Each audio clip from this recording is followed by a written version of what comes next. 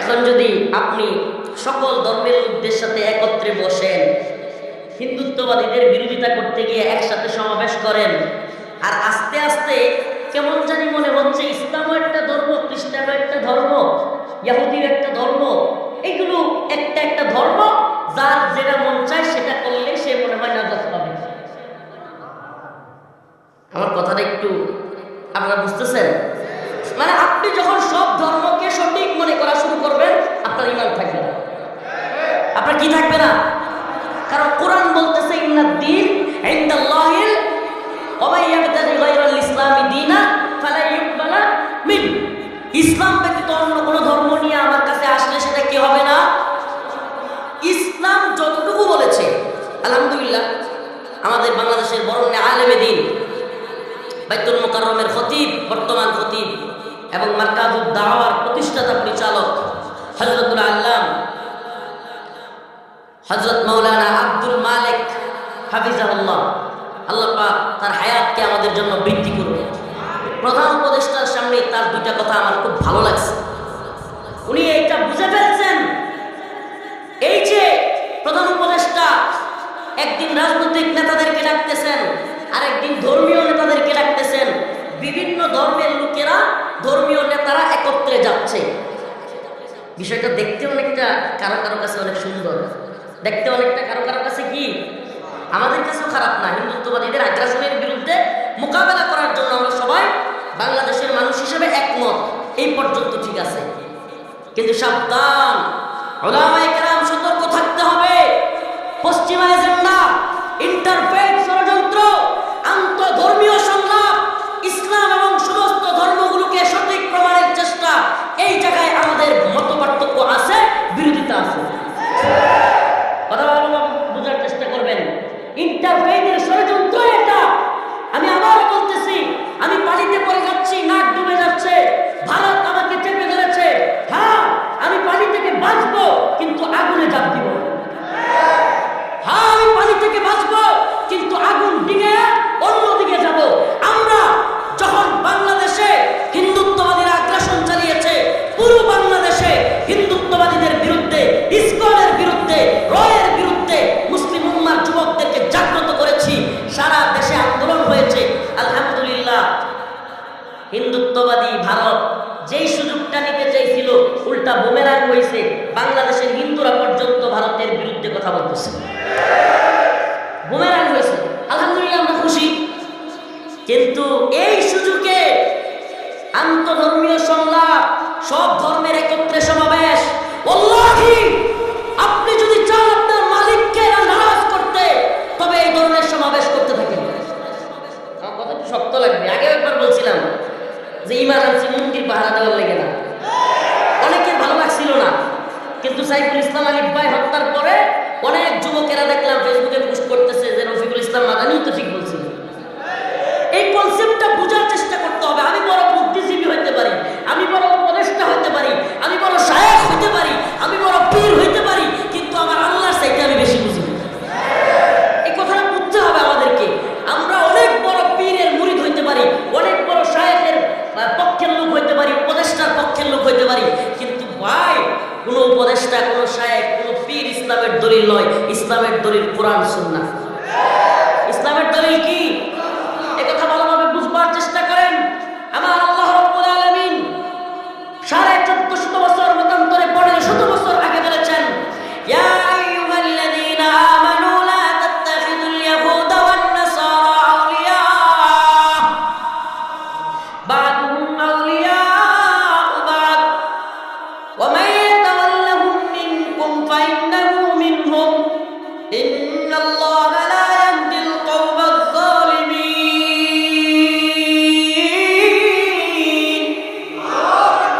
আল্লাহ রাব্বুল আলামিন বলেছেন, হে ঈমানদাররা, লা তাত্তাখিযুল ইয়াহুদ ওয়ান নাসারা আউলিয়া, তোমরা ইহুদি খ্রিস্টানদেরকে বন্ধু বানায়ো না। কি করিও না? ভারতের পানিতে চুবানোতে তোমরা আমেরিকার বন্ধু হইও না। আল্লাহর কথা, আমার কথা না। ইহুদি খ্রিস্টানদেরকে কি বানায়ো না? আমেরিকা কি খ্রিস্টান, ইহুদিও আছে, কিন্তু আমার কথা নয়, এটা আল্লাহর কথা।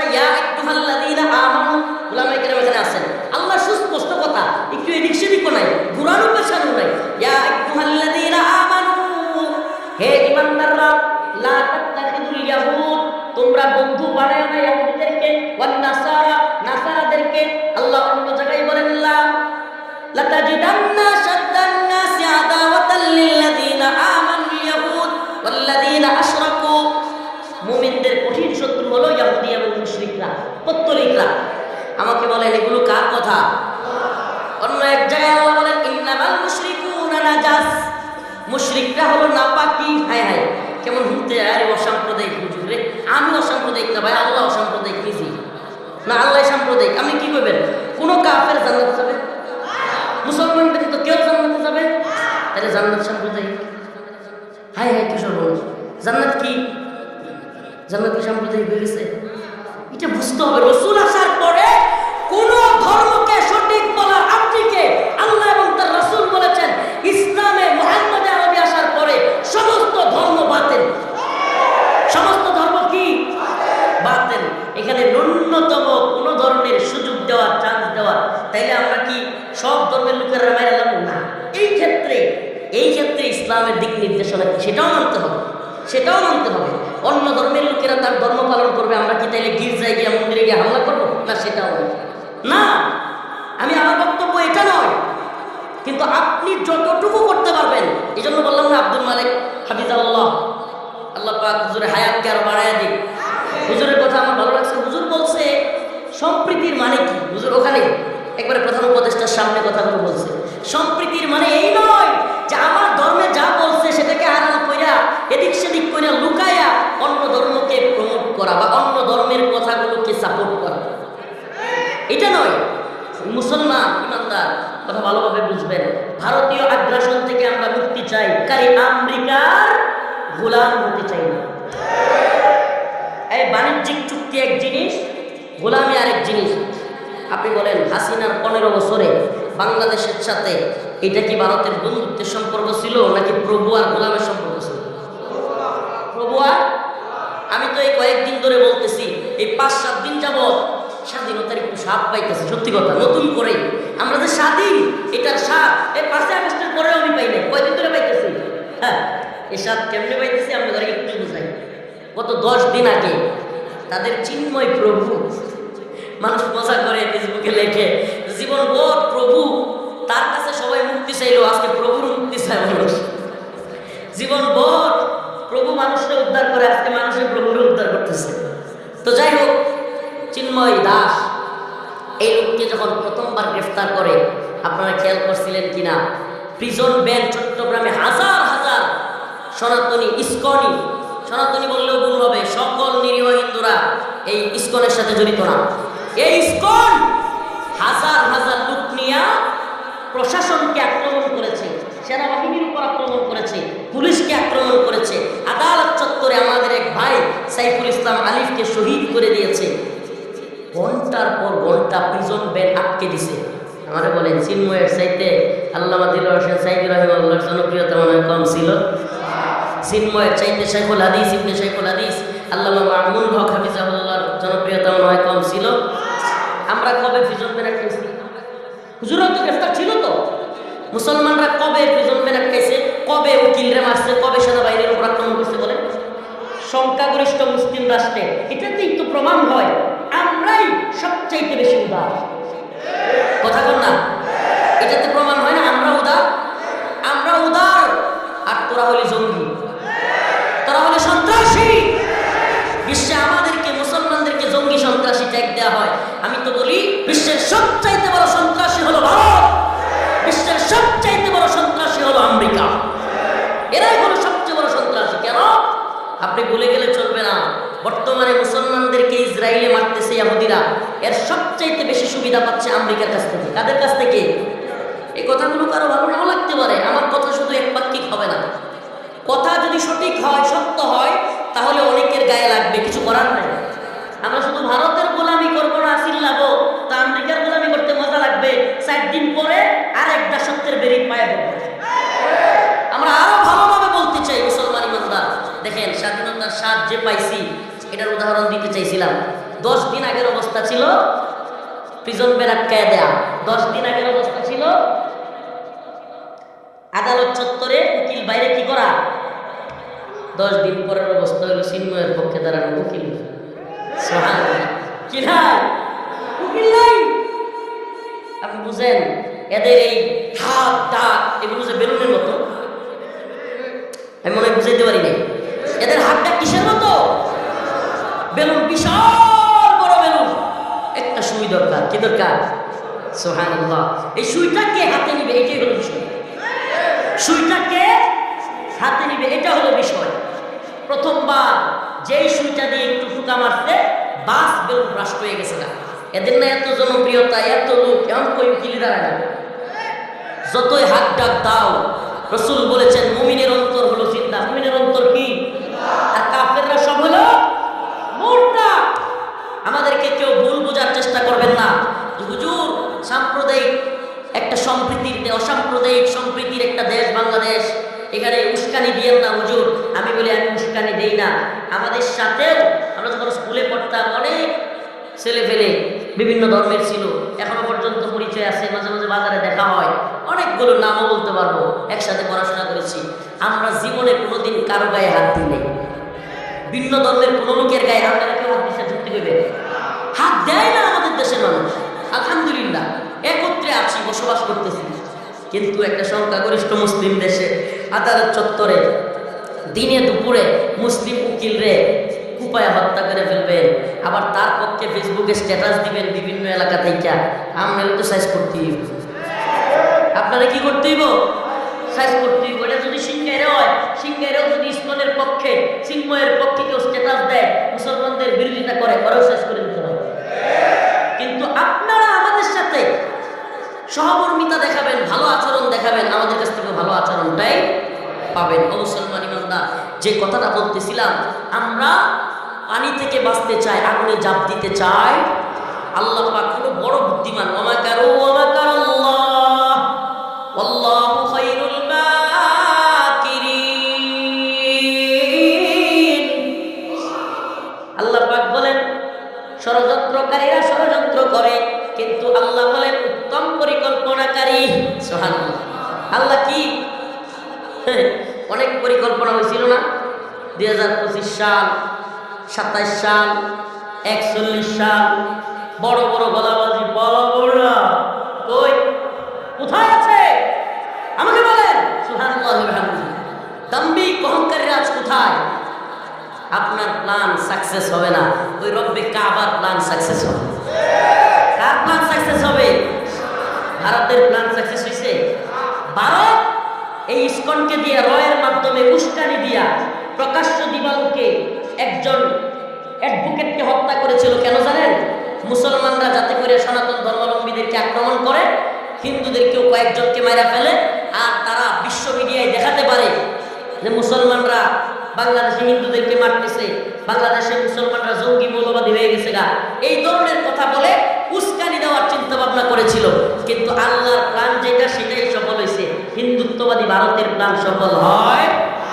ইয়া আইয়ুহাল্লাযীনা আমানু লা তাত্তাখিযুল ইয়াহুদা ওয়ান নাসারা আউলিয়া। হে ঈমানদারগণ, ইহুদি এবং খ্রিস্টানদেরকে তোমরা বন্ধু বানায়ো না। বাদুহুম আউলিয়া বাদ, তারা নিজেরা নিজেদের বন্ধু, তোমাদের বন্ধু নয়। তারা কি নয়? কথা শুনেন না, শুনতেছেন? তারা কি নয়? তোমাদের বন্ধু নয়। আমাকে বলেন, যারা কিনা এই পৌত্তলিকরা আল্লাহ বলছে এরা আমাদের বন্ধু নয়, মুশরিকরা আমাদের বন্ধু নয়, ইহুদিরা আমাদের বন্ধু নয়, এটা আল্লাহ বলছে। আপনি একটু মিলায়া দেখেন, বাংলাদেশের জীবনে কোনোদিন কোনো মন্দির ভাঙ্গা মসজিদ বানাইছেন? হয় কথা বলেন না পিছনে। মন্দির ভাঙ্গা আজ পর্যন্ত কেউ মসজিদ বানাইছেন? কিন্তু 1992 সালে, কত সালে? 1992 সালের আজকের এই দিনে 6 ডিসেম্বর আমাদের প্রাণের মসজিদ বাবরি মসজিদ, সম্রাট বাবরের সময়ে সেই মসজিদকে ভেঙে গুড়িয়ে দিয়ে আমাদের শত শত কোটি মুসলমানের অন্তরে হিন্দুত্ববাদী ভারত আঘাত করেছিল। সালটা মনে রাখবেন। ভুলে যান না বাবরি মসজিদকে? ভুলে গেলে হবে নাকি? ভুলে গেলে হবে? ও মুসলিম উম্মাহ, মুসলিম উম্মার যুবকেরা জাগ্রত হও, তৈরি হও। রাসূলের নির্দেশনা, ইসাবাতান মিন উম্মতি আখরাজাহুমুল্লাহু মিনান নার, ইসাবাতুন তাখজুল হিন্দা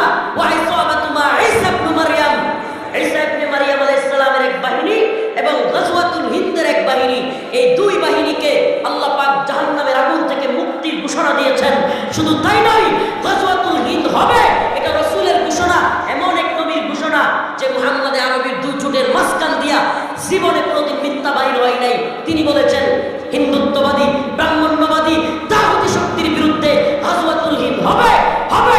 সেই যুদ্ধে মুসলিমরা বিজয়ী হবে ইনশাআল্লাহ বিইذنিল্লাহ। 1992 সালের বাবরি মসজিদ, যেটা তোমরা রাম মন্দির বানিয়েছো, আমরা সেই জায়গায় আবারও বাবরি মসজিদ নির্মাণ করব ইনশাআল্লাহ, করবই করব।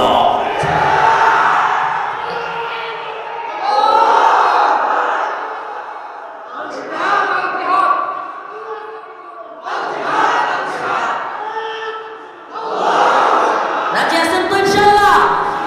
আমরা আবারও আমাদের মসজিদগুলোকে আবাদ করব কি করব না? করব তো ইনশাআল্লাহ।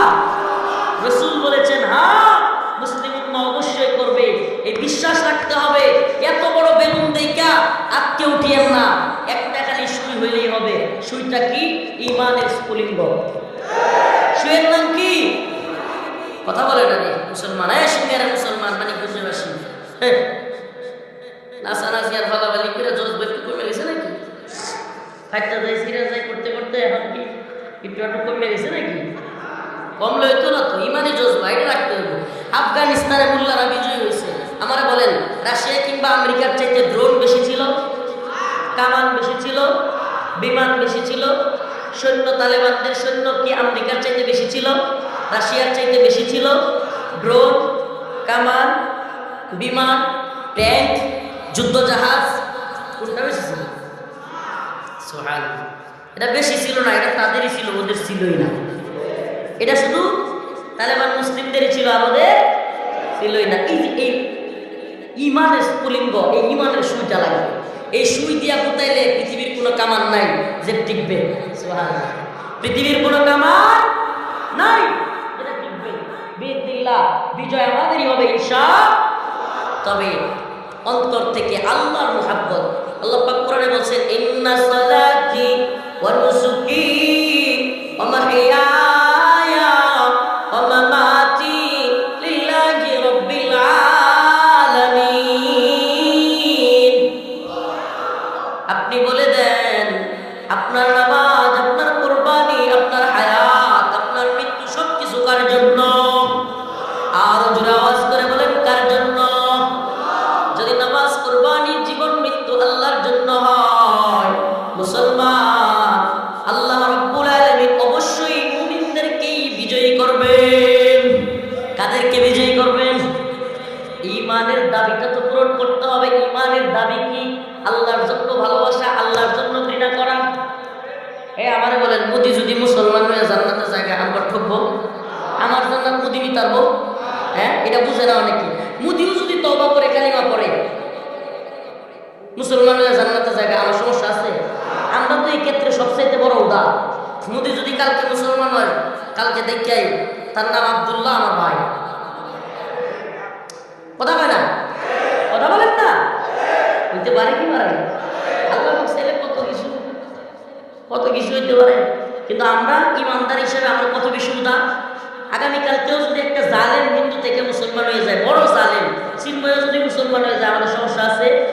ওই যে গোবিন্দ নাকি শুভেন্দু, শুভেন্দু যেটা বেশি লাফাইতেছে, যেটা একটু বেশি লাফাইতেছে, এই কয় ব্রাহ্মণবাড়িয়া, সরি ব্রাহ্মণবাড়িয়া কয় না, কয় এই কয় কুমিল্লা নিব, রংপুর নিয়ে যাবে, এই কয় চট্টগ্রাম নিয়ে যাবে, সিলেট নিয়ে যাবে।